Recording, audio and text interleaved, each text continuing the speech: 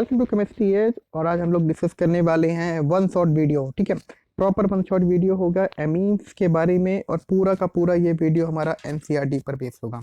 ठीक है, तो आज के सेशन में हम लोग देखने वाले हैं कि एमीन्स के डिफरेंट तरह के क्लासिफिकेशन, प्रिपरेशन मेथड्स और उसकी कई chemical properties, basicity of amines बहुत ही ज़्यादा इंपॉर्टेंट है। और लास्ट में हम लोग देखेंगे डायजो सॉल्ट्स के हमारे प्रिपरेशन मेथड्स और डायजो सॉल्ट्स एक्चुअली क्या होता है उसके बारे में हम लोग डिस्कस करेंगे।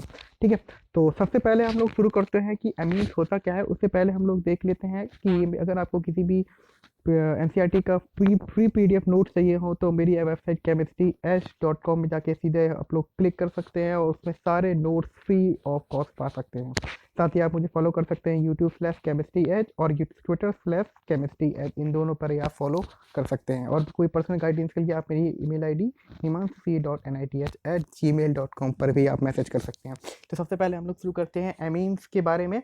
एमीन्स का इंट्रोडक्टरी पार्ट में स्टार्टिंग का हमारे कुछ हमारी ड्रग्स होती हैं जिसमें हमारा सेकेंडरी या प्राइमरी और टर्शियरी एमीन्स का हमारा डिस्क्रिप्शन होता है। तो सबसे पहले हम लोग देखते हैं कि एड्रेनलिन और हमारा इफेड्रीन हमारे सेकेंडरी एमीन्स होते हैं जो कि हम लोग यूज़ करते हैं टू इंक्रीज बीपी मतलब ब्लड प्रेशर को इंक्रीज करने के लिए। तो दो तरह की हमारी दवाई होती हैं, एड्रेनलिन एंड इफेड्रीन, जिसमें हमारा सेकेंडरी एमीन्स होता है। दूसरा आते हैं हमारा नोवोकेन्स, हमारा जो यूज़ करते हैं बेसिकली हम लोग डेंटिस्ट्री में, जो हमारी डेंटल यूज़ के लिए हम लोग यूज़ करते हैं। और जो हमारा बेनेडिल कफ सिरप होता है उसमें हमारा क्या होता है, टर्शियरी अमीनो ग्रुप होता है। ठीक है, तीसरी चीज़ है हमारी डाईएजो सॉल्ट। हमारे जो भी हमारे होते हैं वो हमारे यूज़ करते हैं to the preparation of dyes. जितनी भी हमारी डाइस बनती हैं उसमें डाईएजोनियम सॉल्ट हमारा होता है, जो कि हम लोग लास्ट ग्रुप के इस चैप्टर के देखेंगे। ठीक है, सबसे पहले हम लोग क्लासिफिकेशन ऑफ अमीन्स के बारे में देखते हैं। तो क्लासिफिकेशन अमीन्स में हमारा तीन टाइप में अमीन्स को हम लोगों ने क्लासीफाई किया है, प्राइमरी, सेकेंडरी और टर्शियरी अमीन्स। ठीक है, जैसे कि ये पढ़ चुके हैं आप लोग कि प्राइमरी, सेकेंडरी और टर्शियरी अमीन में प्राइमरी अमीन्स में क्या होता है कि जो हमारा NH2 ग्रुप होता है, ये NH2 ग्रुप है, इसी को बोलते हैं हमारे अमीन्स ग्रुप। ठीक है, कहीं कहीं अमीनो भी लिखा होता है। अमीन्स ग्रुप में अगर हमारा ये NH2 के साथ अगर एक कार्बन जुड़ा है तो उसको बोलते हैं हम लोग प्राइमरी अमीन्स। ठीक है, दूसरा हमारा आते हैं सेकेंडरी अमीन्स, जिसमें हमारा NH एक हमारा H रिप्लेस करते हैं हम लोग R से, तो ये हमारा हो जाता है सेकेंडरी अमीन्स। सेकेंडरी अमीन्स का मतलब ये है कि ये हमारा नाइट्रोजन है, उसके साथ हमारे दो अब कार्बन जुड़ गए हैं, इसीलिए हमारा इसका नाम है सेकेंडरी अमीन्स। ठीक है, इसी तरह हम लोग टर्शियरी अमीन्स की बात करें तो एक H को हम लोग फिर से रिप्लेस करेंगे NH2 से, तो हमारा उसको रिप्लेस करेंगे बाय R ग्रुप यानी कि एल्काइल ग्रुप से, तो इसको हम लोग बोलते हैं टर्शियरी अमीन्स। ठीक है, तो हमारा तीन तरह के हमारे अमीन्स को हम लोग क्लासीफाई करते हैं, प्राइमरी, सेकेंडरी और टर्शियरी अमीन्स में। ठीक है, ये बेसिक का इंट्रोडक्टरी पार्ट था। इसके बाद अपने हम लोग आते हैं कॉमन एल्काइल अमीन्स और एलाइल अमीन्स के बारे में हम लोग देखेंगे। एल्काइल अमीन्स हमारा क्या होते हैं कॉमन, और एलाइल अमीन्स क्या होते हैं। एल्काइल अमीन्स का मतलब है कि अमीन्स के साथ हमारा एल्काइल ग्रुप लगा हो। ठीक है, जैसे हमारा बहुत बेसिक की बात करेंगे तो हमारा एक जैसे CH3 CH2 NH2 ग्रुप, इसको बोलते हैं हम लोग इथेनामाइन। ठीक है, दूसरा अगर हम लोग इसमें NH ग्रुप को हम लोग बीच में लाते हैं या सेकेंडरी बनाते हैं तो यहाँ पर CH3 NH CH2 CH3, अगर हम लोग IUPAC नेमिंग की बात करेंगे तो इसका नाम हो जाएगा N मिथाइल इथेनामाइन। ठीक है, N मिथाइल क्यों है, क्योंकि N पे लगा हुआ है इथेन, मीथेन, और इसके बाद ये बाकी का CH3 CH2 NH2 को NH2 हमारा ग्रुप लगा है तो इसको बोलेंगे N मिथाइल इथेनामाइन। ठीक है, सेम भी अगर हम टर्शियरी की बात करेंगे तो हमने एक N लगा है, इसके साथ हमारा क्या है, तीन अल्काइल ग्रुप लगे हुए हैं। ठीक है, तो तीन अल्काइल ग्रुप CH3 और CH3, ये CH3 यहाँ पर है, एक CH3 यहाँ है, एक CH3 यहाँ है, तो इसको हम लोग बोलेंगे NN डाईमिथाइल मीथेनामाइन। ठीक है, ये हमारे दो हो जाएंगे डाईमिथाइल, और ये हमारा CH3 NH2 ये हमारा हो जाएगा मीथेन अमाइन, तो इसका नाम हो जाएगा NN डाईमिथाइल मीथेनामाइन। तो ये तो हमारे तीन थे क्लासिफिकेशन एल्काइन अमीन्स के। इसके बाद आप लोग देखते हैं एराइल अमीन्स के हमारा क्या क्लासिफिकेशन है। तो सबसे पहले और बेसिक हमारा एनिलीन, हम एनिलीन को हम लोग बोलते हैं एराइल अमीन, ये हमारा बेसिक जो है अमीन्स होता है। इसी तरह अगर हम ऑर्थो पोजीशन पे CH3 ग्रुप लगा देंगे तो इसको बोलते हैं हम लोग ऑर्थोटोलोडीन। इसके बाद हम लोग तीसरा ग्रुप देखते हैं NN डाईमिथाइल बेंजीनामाइड, ये हमारा CBSE 2020 का क्वेश्चन है, इसका हमारा IUPAC नेमिंग पूछी गई थी। तो अगर हमारा N ग्रुप के साथ हमारा एक CH3 और एक CH3 दो CH3 लगे हैं और उसके साथ में हमारा बेंजीन लगा है, तो इसका नाम क्या हो जाएगा NN, क्योंकि दो हमारे हैं, दो के साथ N जुड़ा हुआ है मिथाइल के साथ, तो NN डाइमिथाइल, और ये पूरा हमारा क्या हो गया, बेंजेनामाइन, ठीक है, बेंजामिन। तो ये हमारा आईयूपीएसी नेमिंग होता है। तो ये हमारा है common IUPAC naming and nomenclature. अब इसके बाद हम लोग देखते हैं प्रिपरेशन ऑफ एमीन्स। हमारे पास 4 बेसिकली मेथड्स हैं हम लोग कैसे प्रिपेयर करते हैं एमीन्स को। तो सबसे पहले हम लोग देखते हैं preparation by reduction of nitro compound, ठीक है। जितने भी हमारे नाइट्रो कंपाउंड्स होते हैं उनको हम लोग रिड्यूस करेंगे तो हमारा क्या बनता है, एनिलीन बनता है। सबसे पहले हमारा ये नाइट्रो कंपाउंड यानी कि नाइट्रोबेंजीन है, उसको हम लोग 2 तरह मेथड में हम लोग अगर रिडक्शन कराए तो हमें मिलता है एनिलीन। सबसे पहला मेथड हमारा क्या है, H2PD और C2H5OH, ठीक है। H2PD और C2H5OH को जो हम NO2 के साथ रिएक्ट कराएंगे नाइट्रोबेंजीन के साथ, तो हमारा क्या बनता है, एनिलीन बनता है। दूसरा हमारा आता है कि अगर हम लोग कोई मेटल ले लें, बेसिकली टिन, या फिर हम लोग HCl ले लें और साथ में, या फिर हम लोग ले लें आयरन या फिर HCl, तो हमारा क्या बनता है, हमारा बनता है एनिलीन। जनरली हमारा प्रिफर्ड मेथड होता है सेकेंड वाला, जिसमें हम लोग Sn+HCl या फिर Fe+HCl लेते हैं और उसको हम लोग नाइट्रोबेंजीन से बनाते हैं एनिलीन। ये हमारा जनरली प्रिपरेशन मेथड होता है। इसके बाद हम लोग देखते हैं second method, ammonolysis of alkyl halide, यानी कि RX का हम लोग करेंगे एमोनोलिसिस। तो process of cleavage of CX bond, जो हमारा एल्काइल हैलाइड में CX बॉन्ड है उसके क्लीवेज को हम लोग bond by ammonium molecule, ammonium molecule उसका हम इसका तोड़े तो उस पूरी प्रोसेस को बोलते हैं हम लोग अमोनोलिसिस, ठीक है। NH3RX को अगर हम मिलाते हैं तो RNH3X प्लस NOH बनता है, और बाद में हमारा फाइनली ये क्या बनता है, ये हमारा बनता है प्राइमरी अमीन, ठीक है। ये जो RX ग्रुप है इसकी हमारा क्या है, इसी न्यूक्लियोफाइल की तरह रिएक्ट करेगा, X माइनस यहाँ से निकलता है, X माइनस यहाँ से निकलने के बाद यहाँ पर डायरेक्टली हमारा अटैच होगा, और इसके बाद हमारा N पे आएगा पॉजिटिव चार्ज, और फाइनली ये जाके हमारा RNH2 बनता है, ठीक है। लेकिन इसका सबसे बड़ा डिसएडवांटेज ये है कि इसमें हमारा mixture of primary, secondary, tertiary और क्वाटरनरी सॉल्ट्स भी बनते हैं, ठीक है। यानी कि एक साथ हमारा प्राइमरी, सेकेंडरी, टर्शियरी बनता है। तो ये हमारा प्रोसेस हम लोग जनरली अवॉइड करने की कोशिश करते हैं। प्राइमरी अमीन्स अगर हमें इससे बनाना है तो इजीली हम बना सकते हैं बाय टेकिंग अमोनिया को अगर हम एक्सिस में ले लें तो प्राइमरी अमीन्स हमारा बन जाता है इजीली। और order of reactivity of halides होती है विद अमोनिया के साथ, तो सबसे ज़्यादा हमारा रिएक्टिव होगा RI, RBr और RCl। मतलब ये है कि अगर R एग्जाम्पल लेना है तो RI तो ज़्यादा हमारा तुरंत रिएक्ट करेगा, जल्दी करेगा, ताकि हमारा अमोनोलिसिस हो जाए, ठीक है। तो ये हमारा था सेकेंड मेथड। इसके बाद आते हैं हमारा तीसरा मेथड, रिडक्शन ऑफ नाइट्राइल, यानी कि RCN का अगर हम रिडक्शन कराते हैं in the presence of H2Ni और लिथियम एल्यूमिनियम हाइड्राइड से LiAlH4 के साथ, तो हमारा रिडक्शन में बनता है हमारा एनिलीन। इसके बाद चौथा हम लोग आते हैं रिडक्शन ऑफ अमाइड्स, ठीक है। अमाइड का हम रिडक्शन कराएंगे RCONH2, तो हम लोग रिडक्शन कराने के बाद बनेगा LiAlH4 H2O के साथ हम लोग जब रिएक्ट कराएंगे तो हमारा बनता है RCH2NH2। इसमें 2 प्रोसेस हो रही हैं, ध्यान रखना। पहली प्रोसेस में रिडक्शन हो रहा है और दूसरा प्रोसेस में हमारी क्या हो रही है, हाइड्रोलिसिस हो रही है, ठीक है। तो नाइट्राइल और अमाइड के रिडक्शन से भी हम लोग पा सकते हैं अमाइड्स। इसके बाद हमारा आता है पांचवा और सबसे इंपॉर्टेंट मेथड, जिसका नाम है गैब्रियल थैलामाइड सिंथेसिस, ठीक है। तो हमारा जो थैलामाइड होता है, ये थैलामाइड हम इसको बोलते हैं, ये हमारी बेंजीन है, इसके साथ हमारा CO ग्रुप दोनों साइड लगा हुआ है, और इन दोनों को कंबाइन किया हुआ ये हमारा NH ग्रुप है। ये हमारा एक तरफ से कह लें कि एमाइंस का ही क्लासिफिकेशन है। तो जब हम थैलामाइड को हम रिएक्ट कराते हैं KOH के साथ, यानी कि हम लोग एल्क बेस के साथ रिएक्ट कराते हैं, तो हमारा ये H जो हमारा है यहाँ से ये रिप्लेस होगा, और K जो हमारा यहाँ से अटैक करके N के पास लगता है। तो एक तरफ से हमारा क्या बन रहा है, सॉल्ट बन रहा है, बाकी का हमारा जो कंपाउंड है वो पूरा का पूरा सेम है। अब इसको जब हम RS के साथ रिएक्ट कराते हैं तो K प्लस क्या है, हमारा सॉल्ट है, इजिली यहाँ से हमारा निकलेगा K, और R जो है हमारा सीधे N के साथ रिएक्ट कर जाएगा, और बाकी साथ में बनेगा हमारा KX, ठीक है। इसको बोलते हैं हम लोग N alkyl phthalimide, L alkyl phthalimide, ठीक है। और जब इसको फिर से हम NaOH 2 मोल, याद रखना 2 मोल ऑफ NaOH के साथ रिएक्ट कराएंगे तो RNH2, ठीक है। यहाँ से हमारा क्या बन रहा है, ONA प्लस और ONA माइनस और H प्लस, यहाँ से हमारा 2 मोल निकलेंगे ONA माइनस के, जो जहाँ यहाँ जाके यहाँ हमारे अटैच हो जाएंगे, ठीक है। यहाँ जाके अटैच हो गए, ये बॉन्ड टूटेगा, और यहाँ पर N के साथ R रिप्लेस होगा, और RNH2 यहाँ पर हमारा करके प्राइमरी अमीस बनेगा, ठीक है। तो इस तरह से हमारे गैब्रियल थैलामाइड सिंथेसिस से ये बात याद रखना कि this is only for use for preparation of primary amines, ठीक है। सिर्फ प्राइमरी अमीन्स की प्रिपरेशन के लिए हम लोग इस मेथड को यूज करते हैं, ठीक है। इसके बाद हम लोग आते हैं आखिरी प्रोसेस में, जिसका नाम है हमारा हॉफमैन ब्रोमाइड डिग्रेडेशन। ठीक है, हॉफमैन ब्रोमाइड डिग्रेडेशन बहुत ही फेमस और नीमिंग रिएक्शन है। इसमें बेसिकली होता क्या है कि जब हम लोग एमाइड हैं, एमाइड को जो हम लोग रिएक्ट कराते हैं Br2 और NaOH के साथ, तो हमारा बनता है RNH2। ठीक है, यानी कि हमारा प्राइमरी अमीन बनेगा, और इसके बाद बनता है Na2SO4 plus NaBr plus 2 times of H2O। मतलब एक तरह से एमाइड को जो हम रिएक्ट कराते हैं Br2 और NaOH के साथ, तो हमारा बनता है NH2। अब इसकी हम फिजिकल प्रॉपर्टीज़ के बारे में कुछ डिस्कस करते हैं। तो सबसे पहले फिजिकल प्रॉपर्टीज़ में ये ध्यान रखना है कि solubility in water decrease with increase molar mass. जैसे जैसे हम लोग मोलर मास ऑफ एमीन्स हम लोग बढ़ाते जाएंगे, तो सॉल्वेबिलिटी क्या है, धीरे धीरे हमारी घटती जाएगी। क्यों घटती जाएगी? क्योंकि हमारा धीरे धीरे हाइड्रोजन बॉन्डिंग की बनने की टेंडेंसी ज़्यादा होगी, तो इसलिए सॉल्वेबिलिटी भी हमारी कम हो जाएगी। इसके बाद सेकेंड आते हैं order of boiling point. Order of boiling point हमारा सबसे ज़्यादा होता है हमारा प्राइमरी का, फिर सेकेंडरी के साथ, फिर टर्शरी के साथ।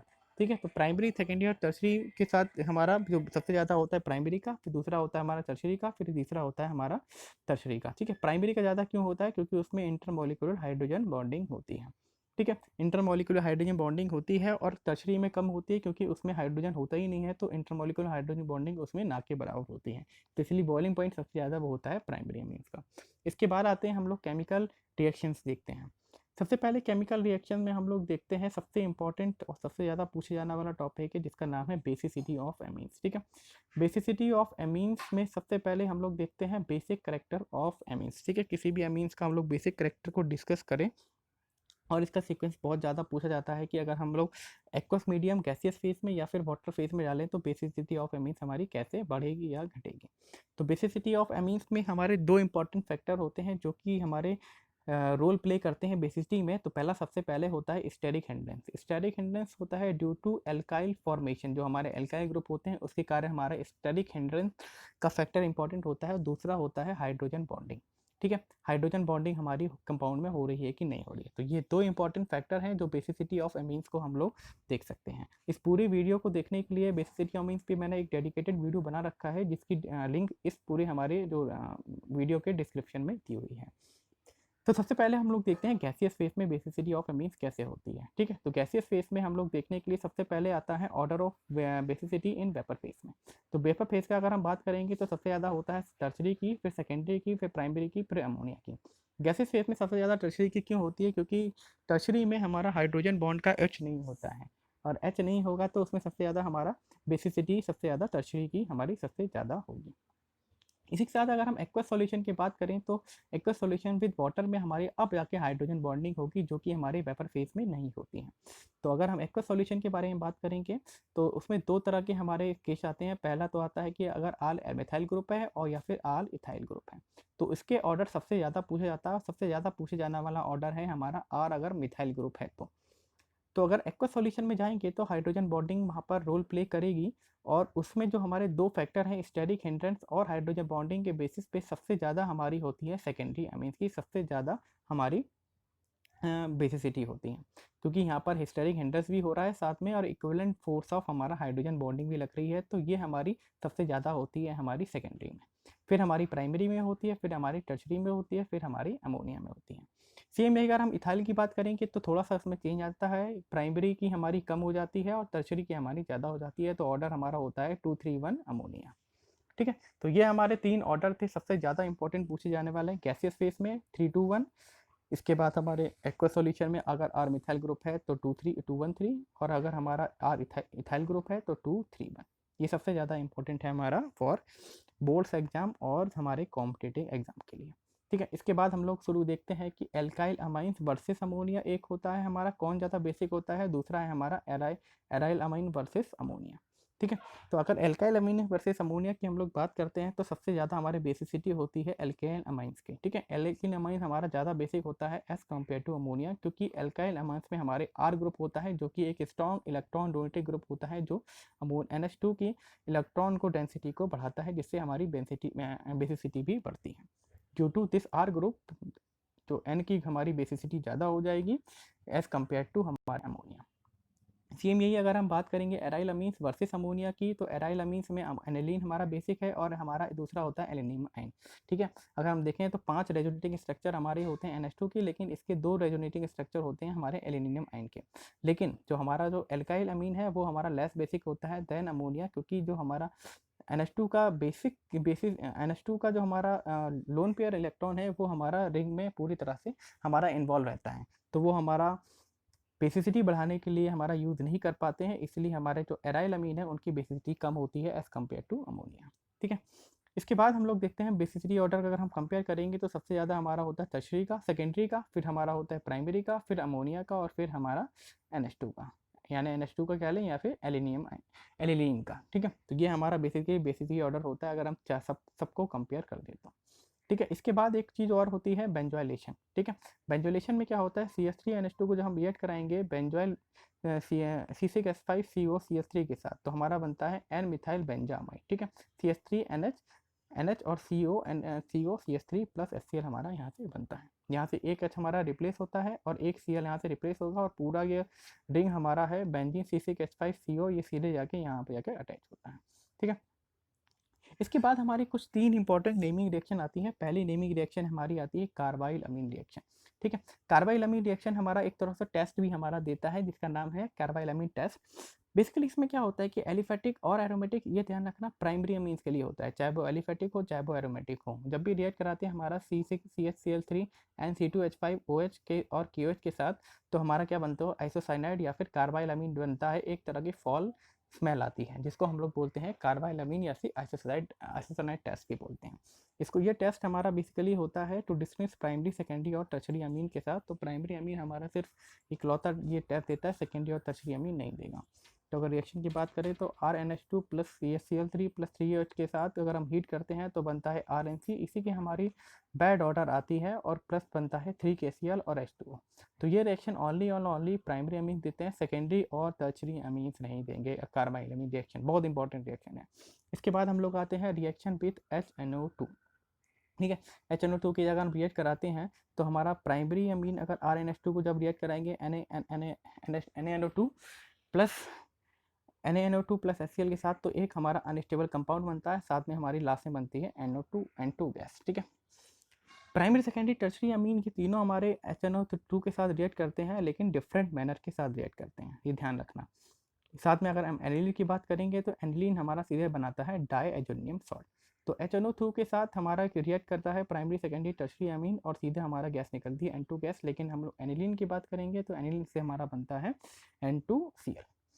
इसके बाद तीसरा हमारा सबसे इंपॉर्टेंट रिएक्शन है रिएक्शन विद एराइल सल्फोनोक्लोराइड। ठीक है, एराइल सल्फोनोक्लोराइड हमारा एक तरफ से होता है हिंसबर्ग रिएजेंट। हिंसबर्ग रिएजेंट क्या होता है हमारा C6H5SOCl2। ठीक है, हिंसबर्ग रिएजेंट के साथ ये याद रखना कि ये टेस्ट सिर्फ और सिर्फ प्राइमरी और सेकेंडरी अमीन्स देते हैं, टर्शरी अमीन्स हमारे हिंसबर्ग रिएजेंट टेस्ट नहीं देंगे। तो हिंसबर्ग रिएजेंट टेस्ट की बात करें तो ये हमारे पास हिंसबर्ग रिएजेंट है C6H5SO2Cl। इसको जब हम रिएक्ट कराएंगे अगर हम प्राइमरी के साथ, तो प्राइमरी अमीन्स में हमारा बन रहा है N मिथाइल बेंजन सल्फोनिक एसिड, जो कि हमारा सॉल्युबल होता है एल्कली में। ठीक है, जो कि हमारा सॉल्युबल होता है एल्कली में। यहाँ से क्या है कि हमारा SO2 यहाँ से हमारा Cl यहाँ से बाहर निकलता है, और यहाँ से हमारा H बाहर निकलेगा, और ये पूरा का पूरा CH2NH ग्रुप इसके साथ जाके अटैच हो जाएगा। तो ये प्राइमरी के साथ हमारी रिएक्शन थी। सेम यही अगर हम टर्शरी की सेकेंडरी के बारे में रिएक्ट करेंगे तो सेकेंडरी में हमारा ये हिंसबर्ग रिएजेंट है C2H5N C2H5N है, तो ये हमारा फाइनली बनता है NN डाईइथाइल बेंजीन सल्फोनामाइड, जो कि हमारा इंसॉल्युबल होता है एल्कली में। तो साथ में बनता है हमारा HCl। तो जो हमारा प्राइमरी अमीन है वो हमारा कंपाउंड जो बनाता है वो हमारा सॉल्युबल होता है एल्कली में, लेकिन सेकेंडरी अमीन जो भी हमारा कंपाउंड बनाता है हिंसबर्ग रिएजेंट के साथ, तो वो हमारा होता है इनसॉल्युबल इन एल्कली में। ठीक है, तो ये दोनों हमारे टेस्ट डिस्टिंग्विश करते हैं हमारे प्राइमरी और सेकेंडरी अल्कोहल के लिए। इलेक्ट्रोफिलिक सब्स्टिट्यूशन रिएक्शन की जो कि हमारे अमीन्स बेसिकली देते हैं। ठीक है, तो जो हमारा NH2 ग्रुप होता है वो हमारा ऑर्थो और पैराडाइक्टिंग ग्रुप होता है। ठीक है, ऑर्थो पैराडाइक्टिंग का मतलब यह है कि हमारा जो भी कोई भी इलेक्ट्रोफाइल या न्यूक्लियोफाइल हमारा सब्स्टिट्यूट होगा वो ऑर्थो और पैरा पोजिशन पे होगा बाय NH2। ठीक है, ये साथ में ये पावरफुल एक्टिवेटिंग ग्रुप भी होता है। इसका मतलब है कि स्ट्रॉन्ग इलेक्ट्रॉन डोनेटिंग ग्रुप होता है और ये बेंजीन रिंग को एक्टिवेट करता है, मतलब इलेक्ट्रॉन डोनर होता है, ठीक है। और जो इलेक्ट्रॉन डोनर होते हैं वो डोनेट करते हैं, जो अमोनिया के ऊपर दो हमारे लोन पेयर होते हैं वो इलेक्ट्रॉन डोनेटिंग के लिए रिस्पॉन्सिबल होते हैं, ठीक है। अब इसके बाद हम लोग देखते हैं इसकी दो इंपॉर्टेंट रिएक्शन। सबसे पहले आती है ब्रोमिनेशन ऑफ एनिलीन। तो ये हमारे पास जैसे एनिलीन है उसको हम Br2 और Br2 वाटर के साथ रिएक्ट कराएंगे तो हमारा बनता है 2,4,6 tribromo aniline plus 3 times of HBr, ठीक है। ये हमारा जो ब्रोमीन है वो हमारा ऑर्थो और पैरा पोजिशन पे लगेगा। यहाँ पर ऑर्थो पोजिशन पे दो ब्रोमीन लगे हैं और एक पैरा पोजिशन पे हमारा एक ब्रोमीन लगेगा, इसको बोलते हैं 2,4,6 ट्राइब्रोमो एनिलीन। इसके बाद आते हैं हमारा नाइट्रेशन, ठीक है। ये दोनों हमारी रिएक्शन जो है वो इलेक्ट्रोफिलिक सब्स्टिट्यूशन रिएक्शन की एग्जांपल है। नाइट्रेशन जब हम कराएंगे तो हमारा नाइट्रेशन में एनिलीन को जब रिएक्ट कराते हैं HNO3 प्लस H2SO4 के साथ एट 288 केल्विन के साथ, तो हमारा पहले तो पैरा पोजिशन पे बनता है एक नाइट्रो ग्रुप, एक हमारा लगता है मेटा पर और एक हमारा लगता है ऑर्थो पर। लेकिन जो मेजर हमारा होता है वो हमारा पैरा यहाँ से आता है, इसके बाद मेटा आता है और इसके बाद ऑर्थो आता है, ठीक है। तो मेजर जो हमारा कंपाउंड बनता है वो बेसिकली हमारा बनता है NO2 यानी पैरा नाइट्रो एनिलीन, ठीक है। इसके बाद आते हैं हम लोग मेथड ऑफ प्रिपरेशन ऑफ डाईएजोसॉल्ट। अब हमारे पास एक और दूसरा पार्ट है जो कि एनिलीन का इंपॉर्टेंट पार्ट है, उसको बोलते हैं डाईएजोनियम सॉल्ट, ठीक है। Basically conversion of primary aromatic amines to diazobenzene salt को इसको बोलते हैं हम लोग डाइएटाइजेशन, ठीक है। बहुत ही इंपॉर्टेंट है कि ये कई बार पूछ लिया जाता है कि डाइएटाइजेशन क्या होता है। तो बेसिकली अगर हम प्राइमरी अमीन्स को कन्वर्ट कर रहे हैं डाइजो सॉल्ट में तो उसको बोलते हैं डाइएटाइजेशन, ठीक है। ये फेमस रिएक्शन है। अगर जब एनिलीन को जब रिएक्ट कराएंगे NaNO2 प्लस 2HCl के साथ, तो ये दोनों मिलके देते क्या है, ये दोनों मिलके HNO2 देते हैं। इसको जब हम रिएक्ट कराते हैं 273 से 278 केल्विन के साथ तो बनता है बेंजीन डाइजोनियम क्लोराइड, ठीक है। बेंजीन N2Cl के साथ plus NaCl plus 2 times of H2O, ठीक है। इसके बाद हम लोग देखते हैं केमिकल प्रॉपर्टीज। कुछ हमारी केमिकल प्रॉपर्टीज हैं डाइएजोनियम सॉल्ट की। तो सबसे पहले हमारा आता है reaction involving displacement of nitrogen, ठीक है। नाइट्रोजन का डिस्प्लेसमेंट होगा तो उसके साथ हमारी कौन कौन सी रिएक्शन आती है। ये दोनों रिएक्शन बहुत ही ज़्यादा फेमस और मतलब बहुत ज़्यादा पूछी जाती हैं हमारी CBSE में और हमारे जितने भी कॉम्पिटेटिव एग्जाम JEE नीट में है, ठीक है। तो सबसे पहले AR का मतलब है एराइल N2Cl N2X-, ठीक है। AR का मतलब है एरोमेटिक बेंजीन हमारी रखी हुई है, N2Cl X- या फिर Cl- बोल सकते हैं, X हमारा हैलाइड है। इसको जब हम रिएक्ट कराते हैं CO2 Cl2 और HCl के साथ तो हमारा बनता है एक तरफ से क्लोरोबेंजीन। अगर यहाँ पर X लगा है तो यहाँ पर बनेगा क्लोरोबेंजीन, ठीक है। एक तरफ से हमारा बनता है क्लोरोबेंजीन, साथ में हमारी N2 गैस निकलती है, ठीक है। सेम यही है, अगर हम इसको रिएक्ट कराएंगे हमारा बेंजीन डाइजोनियम क्लोराइड को हम लोग CO2CN के साथ और KCN के साथ, तो हमारा क्या बन रहा है ArCN, ठीक है। एरोमेटिक साइनाइड बन रहा है हमारा और साथ में हमारे N2 गैस मिल रही है, ठीक है।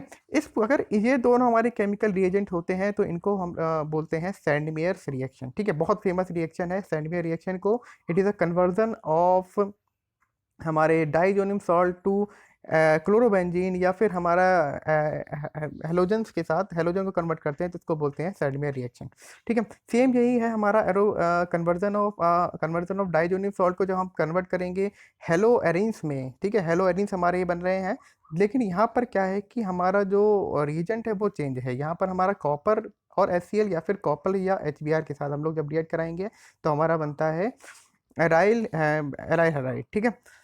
इस रिएक्शन को हम लोग बोलते हैं गेटरमैन रिएक्शन, ठीक है। ये बहुत फेमस दोनों रिएक्शन है, गेटरमैन एंड सैंडमेयर रिएक्शन, और बहुत ज़्यादा पूछी जाने वाली हैं। इस दोनों का काम यही है कि ये डाइजोनियम जो हमारा सॉल्ट होता है उसको कन्वर्ट करता है हमारा हेलो एरिन में और हेलो एरिन में। लेकिन इसमें जो हमारे रिएजेंट है वो हमारे चेंज है। ऊपर वाले में हमारा रिएजेंट हो रहा है CO2Cl2 और HCl, और लेकिन यहाँ पर ऊपर नीचे हमारा है कॉपर और HCl, ठीक है। दोनों हमारी सेम रिएक्शन है, बस और जो मेन रिएक्टेंट और प्रोडक्ट दोनों इसमें सेम होते हैं, बस हमारा जो ऑर्गेनिक रिएजेंट है वो हमारा डिफरेंट होता है, ठीक है। इसके बाद आते हैं डिस्प्लेसमेंट बाय NO2 ग्रुप, ठीक है। NO2 ग्रुप का हमारा डिस्प्लेसमेंट होता है तो ये एक और क्वेश्चन पूछ लिया जाता है कि जब हमारा डाइजो सॉल्ट को हम रिएक्ट कराते हैं फ्लोरोबोरिक एसिड के साथ तो हमारा फाइनली क्या बनता है, हमारा बनता है नाइट्रोबेंजीन, ठीक है।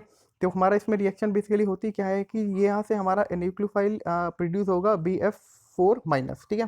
BF4 माइनस और यहाँ से हमारा Cl माइनस निकलेगा, क्योंकि हमारे जो हेलोजेंस होते हैं वो बहुत ही ज़्यादा हमारे इजीली रिमूव होने वाले हमारे फंक्शनल ग्रुप होते हैं। ठीक है, तो यहाँ से हमारा बनेगा BF4 माइनस और यहाँ से हमारा Cl माइनस निकलेगा, तो BF4 यहाँ पर जाके रिंग में हमारा सब्स्टिट्यूट हो जाएगा। इसके बाद जब NaNO2 और कॉपर के साथ हम लोग हीट करेंगे तो BF4 यहाँ से निकलेगा और यहाँ पर ये N2 हमारा कन्वर्ट हो जाएगा NO2 में। ठीक है, तो अगर हमें डाइजोनियम सॉल्ट को अगर हमें नाइट्रोबेंजीन में कन्वर्ट करना है तो इसको हम रिएक्ट कराते हैं फ्लोरोब्रोरिक एसिड के साथ। ठीक है, इसके बाद आते हैं हम लोग तीसरी इसकी रिएक्शन होती है सल्फोनेशन। ठीक है, बेंजीन को हम एनिलीन को जो हम रिएक्ट कराते हैं H2SO4 के साथ, तो यहाँ पर हमारा क्या बनेगा, HSO4 माइनस आयन बनेगा और यहाँ पर जाकर ये सब्स्टिट्यूट होता है NH3 प्लस HSO4 माइनस और नाइट्रोजन पे आएगा एक प्लस चार्ज, क्योंकि इसकी वैलेंसी बढ़ चुकी है। इसको जब हम फाइनली और 453 और 473 केल्विन के साथ जब हम रिएक्ट कराते हैं तो एनिलीन सल्फोरो एनिलिक एसिड बनता है और इसी के साथ एक रेजोनेटिंग स्ट्रक्चर बनता है जिसमें हमारा NH3 प्लस C6H5 और SO3 माइनस एक हमारा कंपाउंड बनता है जिसको हम लोग ज्यूटर आयन भी बोलते हैं। ठीक है, तो सल्फोनेशन के प्रोसेस में हमारा ज्यूटर आयन बनता है और ज्यूटर आयन का क्वेश्चंस पूछ लिए जाते हैं कि इसका रेजोनेटिंग स्ट्रक्चर बना दो। एक और इम्पॉर्टेंट सबसे इम्पॉर्टेंट रिएक्शन है कि जो एनिलीन हमारा है वो फीडल क्राफ्ट रिएक्शन नहीं देता है। फीडल क्राफ्ट रिएक्शन का मतलब है कि जब भी हम किसी भी रिएक्शन को AlCl3 एनहाइड्रस AlCl3 के साथ रिएक्ट कराते हैं तो हमारा क्या बनता है, सब्स्टिट्यूशन रिएक्शन होती है, लेकिन ये हमारा एनिलीन नहीं देता है क्योंकि एनिलीन हमारा बना लेता है सॉल्ट। ठीक है, AlCl3 के साथ सॉल्ट बना लेगा एनिलीन, तो हमारी जो एनिलीन जो है वो फीडल क्राफ्ट रिएक्शन नहीं देता है। ये बहुत इंपॉर्टेंट क्वेश्चन है, कई बार पूछा जाता है कि एनिलीन हमारा फीडल क्राफ्ट रिएक्शन क्यों नहीं देता है। तो इसलिए नहीं देता है क्योंकि फॉस्फोल सॉल्ट बना लेगा तो हमारा जो सब्स्टिट्यूशन होना होगा Cl माइनस का, तो हमारा Cl माइनस का सब्स्टिट्यूशन नहीं होगा।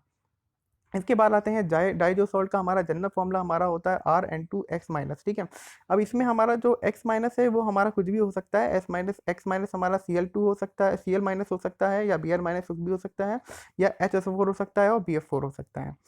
C6H5N2Cl को इसको बोलते हैं हम लोग बेंजीन डाइएजोनियम क्लोराइड। ठीक है, और सेम यही है C6N2HSO4 माइनस को अगर हम लोग यहाँ पर Cl की जगह Cl माइनस की जगह हम लोग HSO4 माइनस बोलेंगे तो इसको बोलते हैं बेंजीन डाइएजोनियम हाइड्रोजन सल्फेट। ठीक है, इसके जो रेजोनेटिंग स्ट्रक्चर होते हैं वो हमारे 4 रेजोनेटिंग स्ट्रक्चर होते हैं, एक ये है, एक ये है, एक ये है और एक हमारा इस तरह से है। तो हमारा जो रिंग में है नाइट्रोजन का ऑर्थो पे, पहला हमारा ऑर्थो पे जो इलेक्ट्रॉन है वो घूमेगा, फिर हमारा पैरा पे आएगा, फिर हमारा मेटा पे आएगा। तो 4 आइसोनेटिंग स्ट्रक्चर होते हैं हमारा एरीन डाइएजोनियम एन के। इसके साथ हमारी कुछ फिजिकल प्रॉपर्टीज आती हैं। ठीक है, बेंजीन डाइएजोनियम सॉल्ट हमारा एक तरफ से कलरलेस क्रिस्टल सॉलिड होता है जो कि हमारा पानी में सॉल्युबल होता है। दूसरा होता है कि डिकम्पोज कर जाता है इजीली ड्राई स्टेट में, जो हमारा सॉलिड स्टेट में होगा वो इजीली टूट जाता है। टूट इसलिए जाएगा क्योंकि हमारे यहाँ पर सॉल्ट बन रहा है N2Cl माइनस और Cl माइनस हमारा एक स्ट्रॉन्ग लीविंग ग्रुप होता है, तो इजीली डिकम्पोज जाता है ड्राई स्टेट में। अब इसकी लास्ट हमारी 2 इंपॉर्टेंट रिएक्शन आती हैं, reaction involving retention of diazo group. ठीक है, डायजो ग्रुप के साथ हमारी 2 इंपॉर्टेंट रिएक्शन है जिसको हम लोग बोलते हैं कपलिंग रिएक्शन। ये बहुत फेमस रिएक्शंस है कि जब हम डायजो सॉल्ट को हम रिएक्ट कराते हैं हमारे एक तो पहले फिनॉल के साथ, दूसरा हम लोग एनिलीन के साथ जब रिएक्ट कराएंगे। तो जब डायजो सॉल्ट को हम लोग फिनॉल के साथ जब रिएक्ट कराते हैं तो हमारा क्या हो रहा है, यहाँ से Cl माइनस निकलेगा और यहाँ से हमारा H निकलेगा और बाकी का पूरा हमारा C6H5N2 C6H5N2 यहाँ है और बाकी का पूरा हमारा ये ग्रुप और फिनॉल का वो यहाँ के जुड़ गया और फाइनली हमारा बनता है पैरा हाइड्रो ऑक्सी ओजो बेंजीन। ये ऑरेंज कलर की डाई होती है, ये इंपॉर्टेंट है। ठीक है, तो जब भी हम लोग डाई जो ग्रुप को जब हम रिएक्ट कराते हैं फिनॉल के साथ तो हमारा बनता है ऑरेंज डाई। ठीक है, ऑरेंज डाई बनेगा और जो कंपाउंड बनता है उसको बोलते हैं पैरा हाइड्रोक्सी एजोबेंजीन। ठीक है, दूसरा हमारा आता है रिएक्शन विथ एनिलीन। एनिलीन के साथ जब हम लोग रिएक्ट कराते हैं तो हमारा क्या बनता है, तो हम लोग डाइजोनियम सॉल्ट को जब एनिलीन के साथ रिएक्ट कराएंगे in the presence of acids. ठीक है, in the presence of acid हम लोग रिएक्ट कराते हैं तो हमारा बनता है पैरा अमीनो एजोबेंजीन। इस रिएक्शन में बेसिकली क्या हो रहा था, Cl माइनस जो है हमारा Cl माइनस हमारा जो है वो हमारा स्ट्रॉन्ग हमारा लिविंग ग्रुप होता है और यहाँ से H यहाँ से निकलेगा तो HCl हमारा पूरे से निकलता है, तो C6H5N2 और ये हमारा C6H5H2 ये हमारा पूरा रिएक्ट कर जाएगा और फाइनली हमारा बनता है पैरा अमीनो एजोबेंजीन और ये येलो कलर का होता है। तो इंपॉर्टेंट बात ये देखने वाली है कि अगर फिनॉल के साथ रिएक्ट कराएंगे हम लोग डाइजो सॉल्ट को तो हमारा बन रहा है ऑरेंज डाई और जब हम डाइजो सॉल्ट को हम रिएक्ट कराएंगे एनिलीन के साथ तो हमारा बन रहा है येलो डाई। ठीक है, इसके साथ ही ये पूरा का पूरा चैप्टर हमारा खत्म होता है। इंपॉर्टेंट पॉइंट्स में बस ये याद रखने हैं, एक तो प्रिपरेशन कुछ मेथड्स आपको याद रखने हैं, दूसरा आपको याद रखना है कि हमारा जो कुछ टेस्ट होते हैं, specially test for HNO3 HNO2 के साथ, कार्बाइलमिन टेस्ट, और हमारा एक आता है हिंसबर्ग रिएजेंट टेस्ट के साथ, वो हमें याद रखना है। इसके बाद सबसे इंपॉर्टेंट इसमें आता है बेसिसिटी ऑफ एमीन्स। ठीक है, बेसिसिटी ऑफ एमीन्स की इंपॉर्टेंट है कि उनके ऑर्डर्स पूछे जाते हैं। इसके बाद दो चीज़ें और हैं। पहला एक तो है हमारा कि डाईएज़ोसॉल्ट के दोनों रिएक्शन हमारे ये वाले कपलिंग रिएक्शन, और साथ में हमारे जो सेडमियर और हमारे एक होता है गेटरमैन रिएक्शन, इन दोनों को याद रखना है।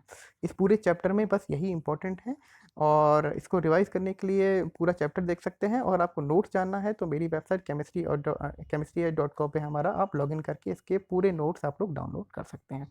Thank you.